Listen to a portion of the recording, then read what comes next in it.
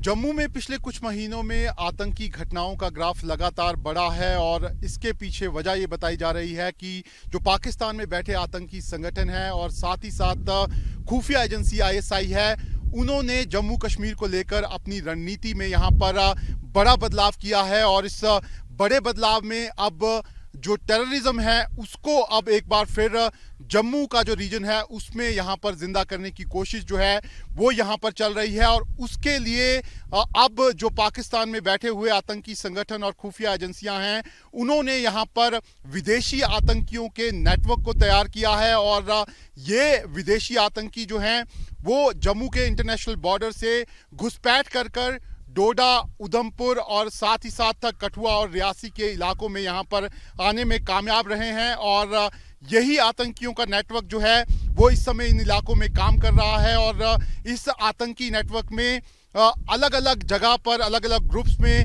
ये आतंकी जो हैं वो यहाँ पर काम कर रहे हैं। और ये आतंकी जो हैं उनको मैं आपको दिखाना चाहूँगा कि किन जगहों पर यहाँ पर भेजा गया है।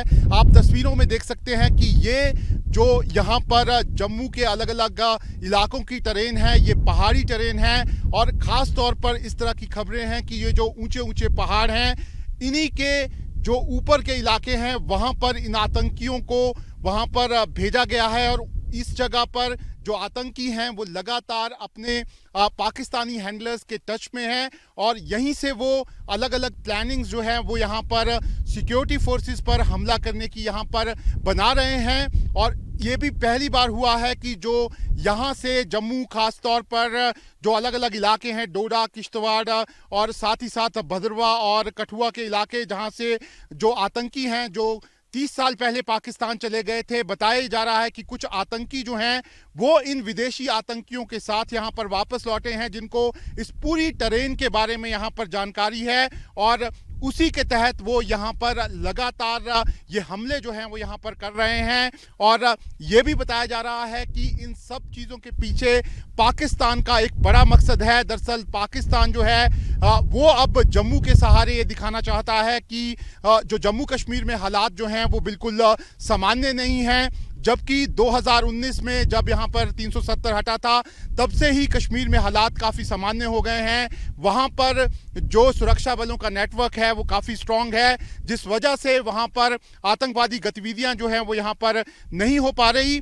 ऐसे में अब यहाँ पर जो ये आतंकी आए हैं, खासतौर पर विदेशी आतंकी आए हैं, बताया जा रहा है कि ये विदेशी आतंकी जो हैं वो जंगल वॉरफेयर में यहाँ पर एक्सपर्ट हैं। उनको पाकिस्तान की तरफ से यहाँ पर स्पेशल ट्रेनिंग जो है वो यहाँ पर दी गई हैं। और उनके साथ साथ यहाँ पर जो पहले आतंकी हुआ करते थे, उन्होंने यहाँ पर अपना कुछ OGW नेटवर्क बनाने में यहाँ पर कामयाबी हासिल जो है वो यहाँ पर की है।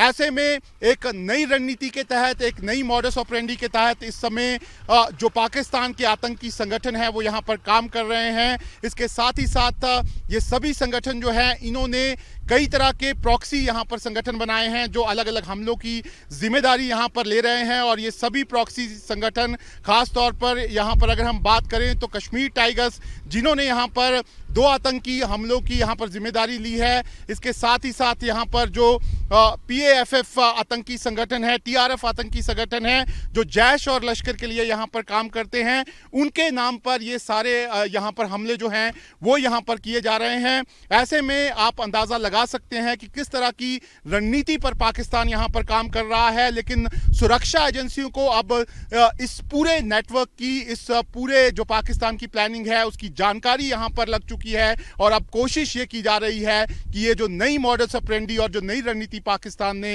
यहाँ पर बनाई है इसको विफल किया जाए। वीडियो जर्नलिस्ट इजाज अहमद के साथ शाहनवाज खान, न्यूज नेशन, डोडा। न्यूज नेशन अब व्हाट्सएप पर खबरों के ताजा अपडेट के लिए न्यूज नेशन के इस QR कोड को स्कैन करें।